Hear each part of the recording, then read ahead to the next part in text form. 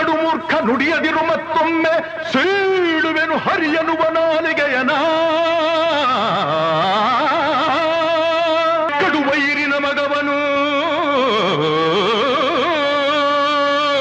ಕಡುವೈರಿನ ಮಗವನು ಮೃಡನಾಣೆ ಹೇಳುವೆನು ಬಡಿದು ಕೊಲ್ಲುವೆ ಎಲ್ಲಿ ತೋರುವವನ